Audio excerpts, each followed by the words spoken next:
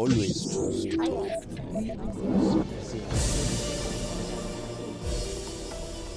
Europe is sweltering through yet another heat wave.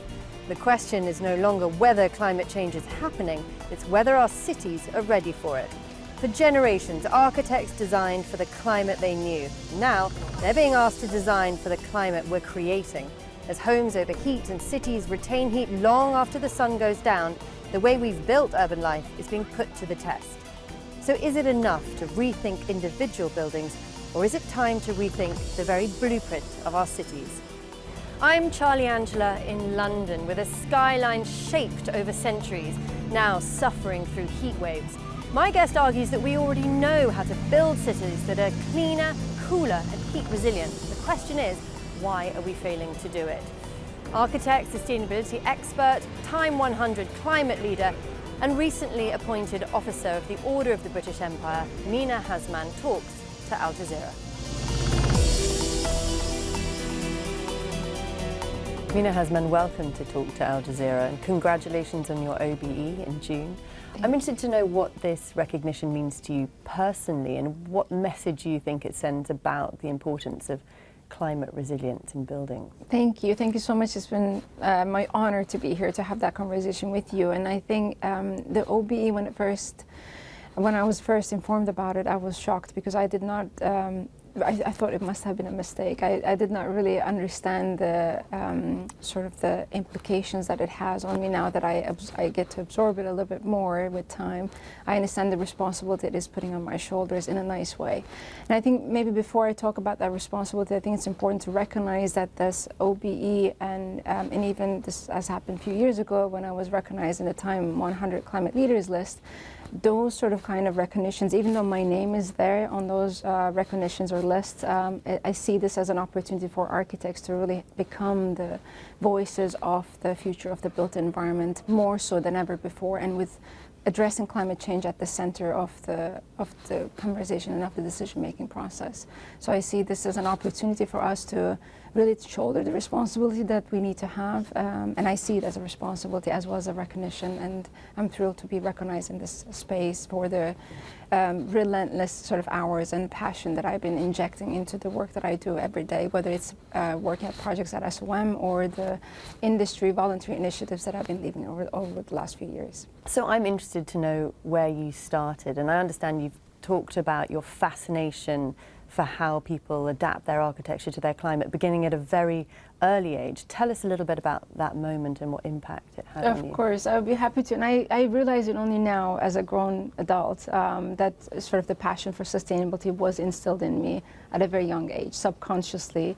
And I remember this I have visual memory of this moment where I was 7 years old, traveling to Cappadocia with my school and sort of school friends. And when we were there, it was during the summertime, so it was really hot outside.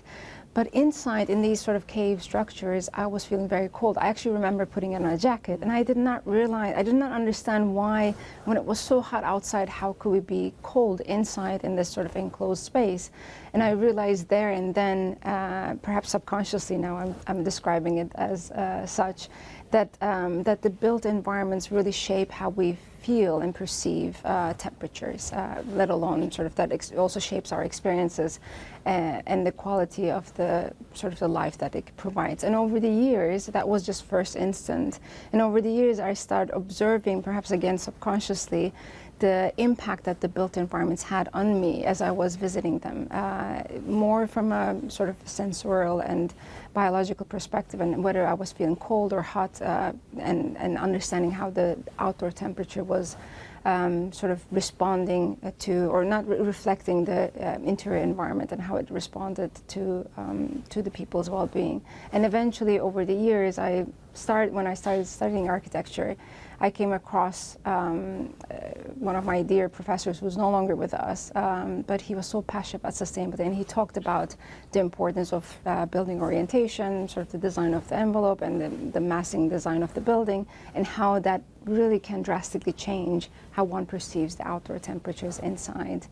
And that's sort of those two instances, my professor at the university and my sort of memory at Cappadocia when I was visiting, are the two sort of elements that really have led to where I am today. I think the passion that I carry forward every day in the work that I do.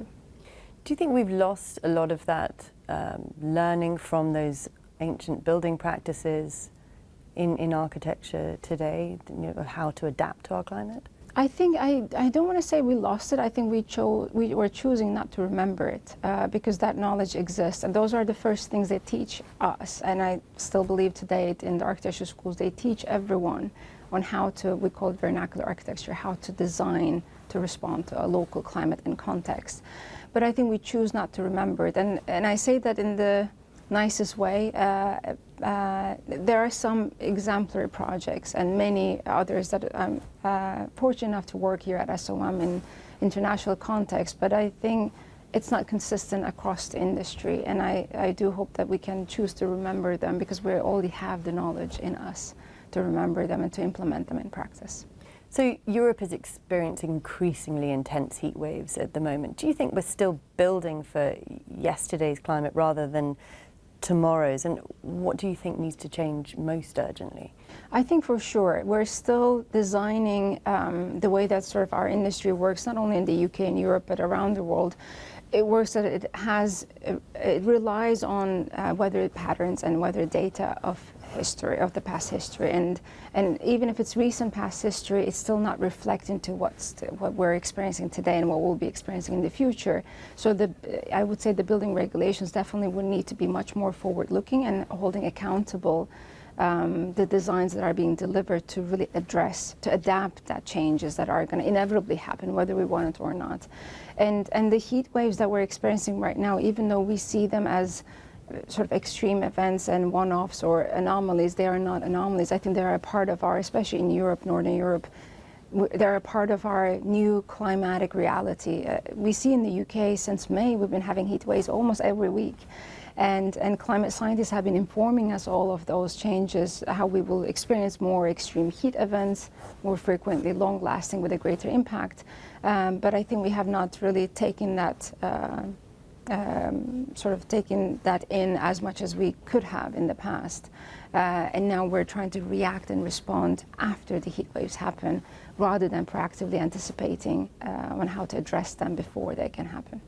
So it obviously needs to be accelerated, but what is the biggest misconception that people have when it comes to designing for extreme heat?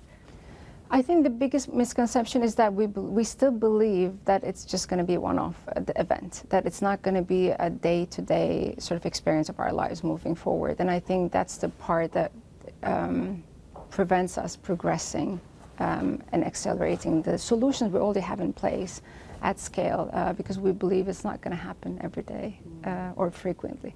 So you've been working on a new design concept where cities could behave more like forests and individual buildings more like trees. Can you explain that vision to us? Of course.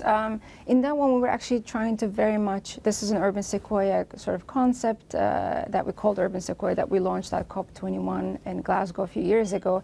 And in this concept, we're really trying to investigate how the built environment, not only individual buildings, but the built environment of the future could really learn from nature. The vision is that the building is not perfect today, but it continues to be perfect, if that's the right way of describing, moving forward. So it becomes a regenerative design. It minimizes the impact on the nature. It creates this harmony between the built and the natural environment, but also it learns from nature to be able to create this adapting sort of capabilities that we need our buildings to really embrace. So which European city would you say is already demonstrating examples of climate adaptation, either by accident or by design? Who is getting it right? I think Denmark, like Scandinavian countries, have done this probably much more consistently. I don't want to say correctly, but consistently than any other European country to date that I'm aware of, including the UK, because they are, I think, with minimal amount of resources that they are using, this is their vision. They just want to minimize the impact on the environment. So they have already adapted that minimal use of resources. And with that minimal use of resources, I think they became more creative about how they are designing the cities to reduce the amount of material, to reduce the amount of waste, but also to sort of maximize the comfort for people and the quality of life for people that are occupying those spaces. And they truly embrace maybe it's, I don't know, I don't want to say it's the size of the country that enables them to use the country as a test bed or a city as a test bed for a lot of the strategies that they're envisioning. They're really proactively thinking about the future, which is not the standard practice across Europe when we talk about built environment design. And what about Gulf countries? I mean, they have decades of experience of designing for extreme heat. Are there any lessons there that Europe could be adopting? I think definitely, and I would say probably the Gulf countries and the Middle East, that part of the world is not treating extreme heat as an anomaly. It's definitely has been a part of their day-to-day life for decades. So they are, and they have used decades of experience and expertise to really trial and test sort of different ideas, but I think fundamentally they got it right, even decades ago. You know, we talked about this vernacular architecture. So the principles of vernacular architecture, which is around in the Gulf region and in the Middle East in general, is around blocking the sun light and the solar radiation, or mostly the heat that comes from sunlight into the buildings, so that they can create more sort of comfortable environments for people to occupy. So for them, the passive design measures, as we call them, of shading, natural ventilation, incorporation of natural elements of water and planting to provide microclimates for outdoor environments have been a part of their default practice. And I think there's a lot of that has been lost in the contemporary, what we call the contemporary, much more modernized architecture and urban design approaches that we see anywhere around the world, but especially in Europe. And I think it's a missed opportunity that we're forgetting. We're choosing to forget that knowledge and embrace new technologies. And I'm not saying we should not embrace technologies. We should definitely embrace technologies, but we need to have our fundamentals right. And there's a lot of lessons that we can bring from the Gulf region to our practices today around Europe. As I understand, in Europe, about 80% of the buildings that Europeans are going to be using in 2050 already exist. So is it more a case of retrofitting our homes and our hospitals, our schools, to make them more climate resilient, rather than building new sustainable buildings? Definitely. I think in the context of the UK and Europe, definitely it's renovation is our sort of landscape, is our priority. And the challenge, and I say that in the nicest way, the challenge with renovation is that not every building will respond to the same solutions. So it's a very unique intervention that every building requires.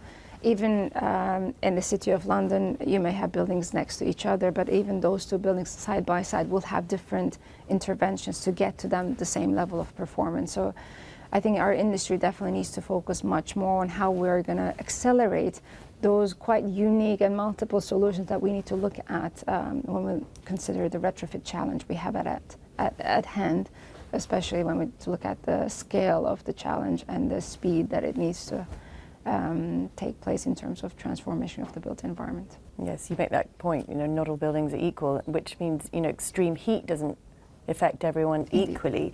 So do you think that access to shade and cooling and healthy environments should actually become more of a social justice issue? I cannot agree with you more on that. I think that's why overheating, extreme heat, you know, we describe it as a consequence of extreme heat as overheating in the built environment or in the urban environments. It's treated as a technical issue, as a challenge that we need to overcome, but I think it's much more than that. It's definitely a public health and social justice issue, because as you said, extreme heat, and we're talking that one example, there's going to be many more other extreme scenarios that are going to come to play because of climate change. But it is definitely not a technical issue to overcome, or not just a technical issue to overcome.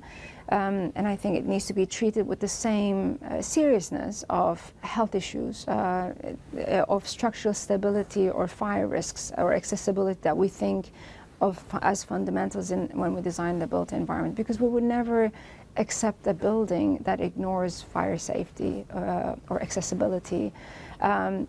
Just because there is not going to be a fire every day. So, you know, we should not be designing buildings that are going to overheat, even if the overheating risk is minimal. Because, and I do think that overheating risk is going to increase more and more. But I think there's also some sort of attitude and mindset shift that needs to happen to really embrace the extreme events, climate change, the response we're providing in the built environment as a social imperative, as an ethical responsibility to ensure that everyone equally can provide, can have the same opportunities for safer and livable environments. It sounds from what you're saying that a lot of the technical solutions actually already exist. So where is the problem here? If it is not so much with architecture, does it lie with governments? Does it lie with developers, investors? Who should be stepping up? I think it's everyone, and I wouldn't want to point fingers to anyone specifically, because I think it's eventually a collective effort and a collective sort of implementation that needs to happen, and collective buy-in, that commitment that needs to happen from everyone.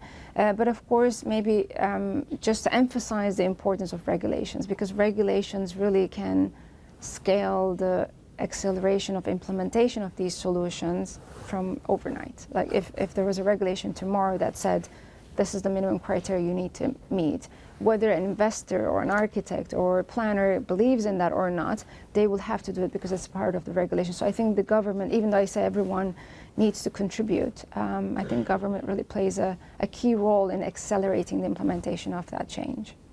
So if there was one regulation that you could change overnight to make Europe's cities more heat resilient, what would it be and why? I think I would say, and the UK is already doing this to a certain extent, I think it's a great example, is about holding accountable anyone who's designing, delivering, investing. So any built environment actor or decision maker needs to be responsible and held accountable for evaluating their asset, their property that they're delivering from the perspective of a future climate implications, and not historic data that we're looking at. Because even though I mentioned in the UK there are tools and guidance and requirements of overheating risk assessment, for example, in new buildings, but it still looks at the historic data, and it says, based on historic data, your building today is most likely going to overheat to this amount or within this sort of period of the year, and you need to design to address that. But that historic data is a climate we remember. It's no longer our reality. And I think that if I could change one thing, I would just enforce the requirement of using future climate data as a starting point. There are many elements and strands to it, but I think it's using the future forward climate data and holding people accountable for enabling the buildings to address that future climate data would be one big change I would like to see. But the science and the evidence have been there, for more than a decade. We know where the climate is heading. It feels like we're still falling way behind. What are the obstacles? I think the key obstacle, as I mentioned before, it's because we don't believe it's going to happen every day. We don't understand the implications of the decisions that we're taking today, because our responsibility only is officially within our contracts, within our scope of work, and we do best what we can, but then we move on. And so I think there's long-term accountability, because long-term accountability is not a part of professional value system and is not embedded in the decision-making process. I think the short-termism is what is killing us, sort of, or what is causing us to lag behind.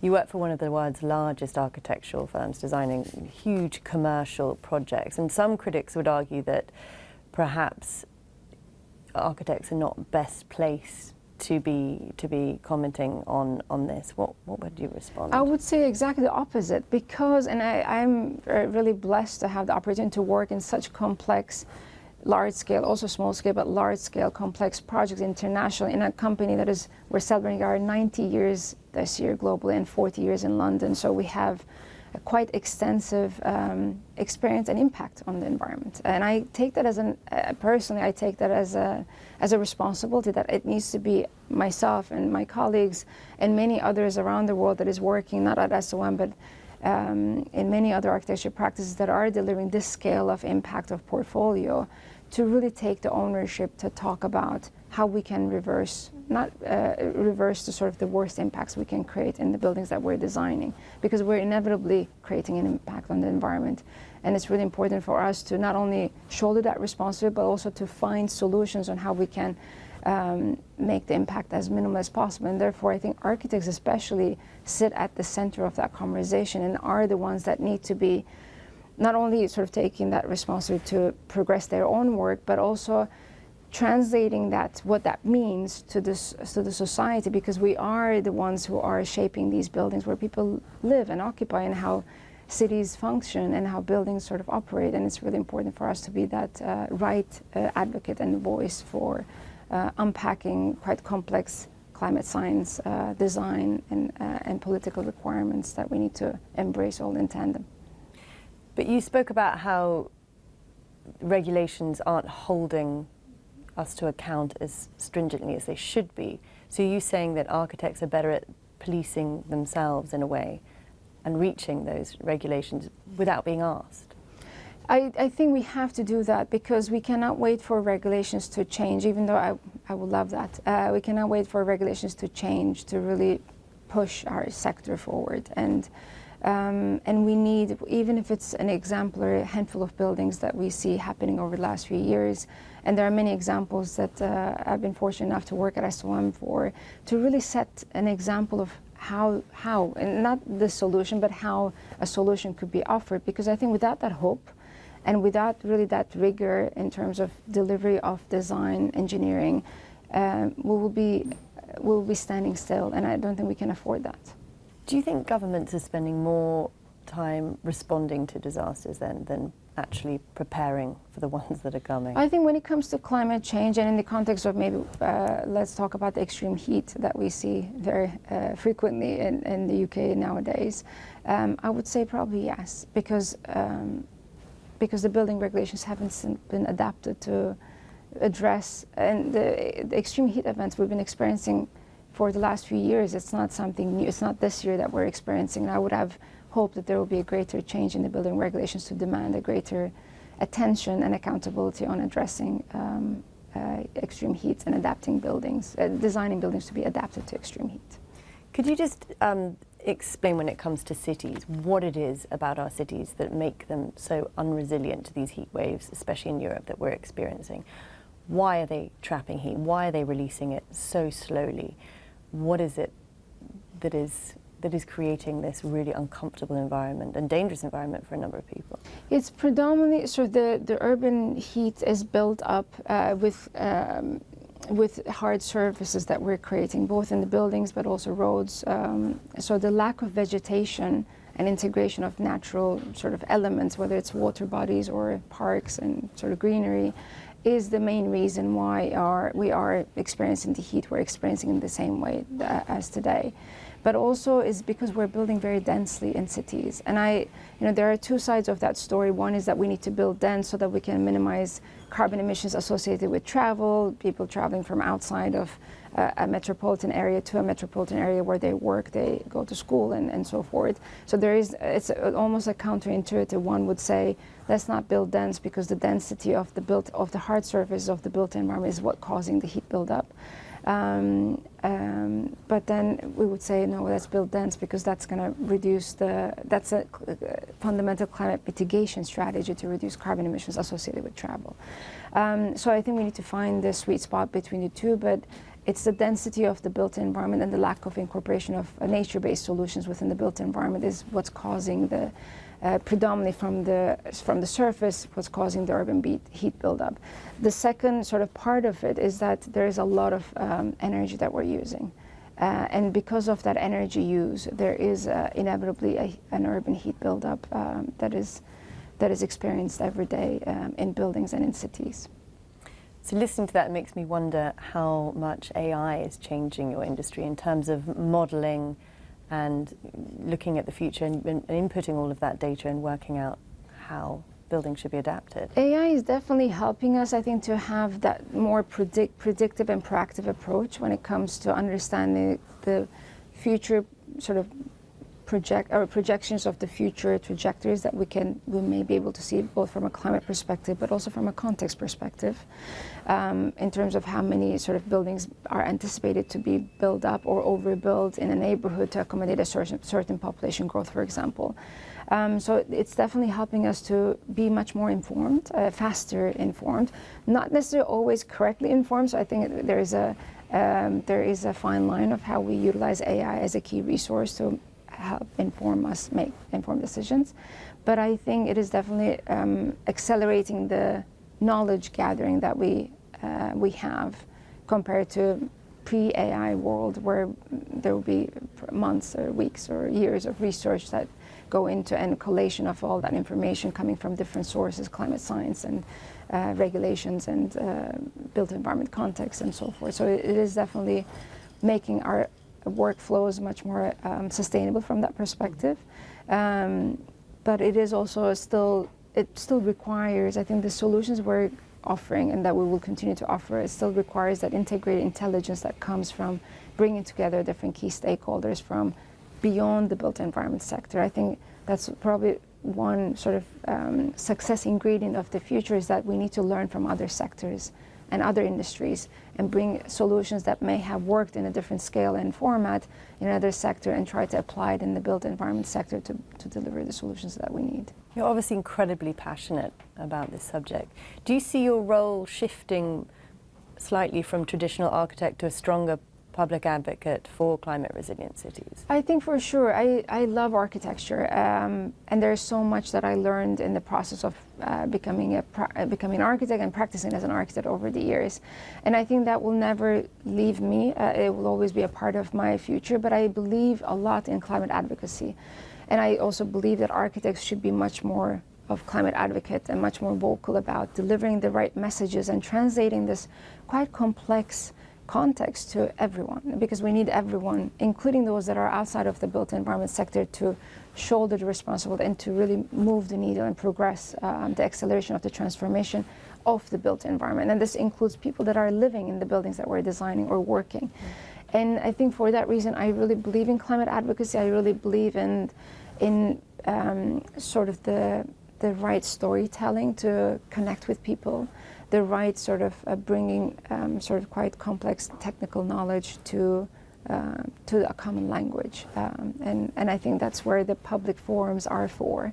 And I do hope that I can help continue sort of shaping that conversation, that narrative, and continue to change people's mindsets and passions about how they want to see the future of their lives in the cities. So 20 years from now, what would success look like for you for the world's cities? I think if I can help, and I'm only going to be a player in this journey, because I really believe in the importance of the collective action. I believe the success will be if everyone could understand the urgency of the climate change, because even in 20 years' time, it will be quite urgent at the top of our priority, even more probably than it is today. So the urgency of that challenge and the responsibility that every single person has in addressing that urgent challenge ahead. Mina Hasman, thank you for talking to us.